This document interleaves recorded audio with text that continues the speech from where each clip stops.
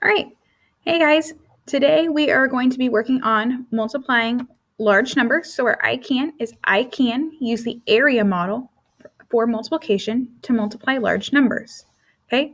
Area model is going to be our strategy for the day. So let's get started. Say I'm multiplying the numbers 32 times 5. That means I need 32 groups of 5. Now, normally, in a smaller one, we could draw 32 circles and put 5 in each circle. But with 32, that would be a lot. So we're going to work on using the strategy called the area model to learn how to do that without having to draw all the circles. So 32 times 5. The first step in my area model is I'm going to draw a rectangle. Now you want it to be longer than wide. See how I kind of have it long and skinny this way? All right. My first step is I'm going to write 32 in expanded form. You got to think back a little bit. Expanded form. That's the values of the digits. So this 3 is worth 30, 3 tens.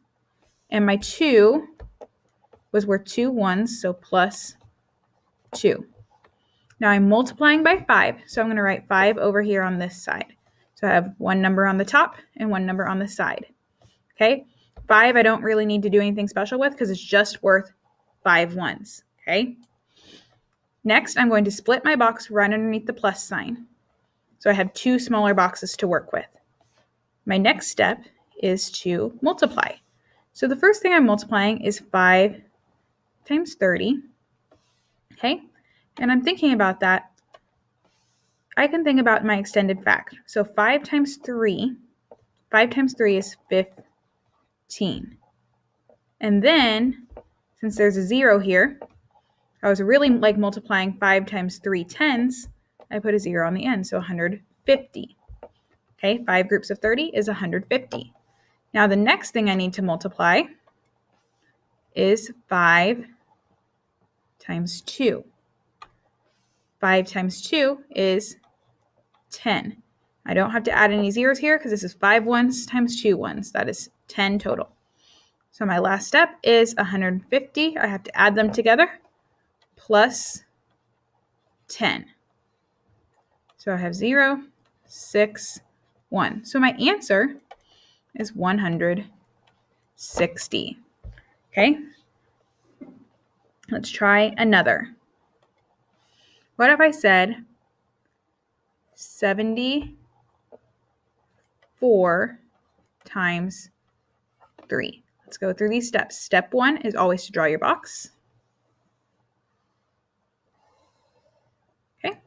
Step 2, write your numbers in expanded form. So 74 would be 70 plus 4. And notice how I spread these out. And 3 in expanded form is still just 3. Next step is to split my box underneath my plus sign. Boom. Now I need to multiply. So the first thing I'm multiplying is 3 times 70. And remember, I can use as an extended fact, and I'm really just thinking about what is 3 times 7. That's the first step. 3 times 7 is 21. There's a 0 on 70, so I'm putting a 0 here. Now, next, I need to multiply 3 times 4. All right? 3 times 4 is 12. No zeros. I'm just multiplying ones, so my answer is just 12. Nothing else. Final step is to add. 210 plus 12. 0 plus 2 is 2. 1 plus 1 is 2.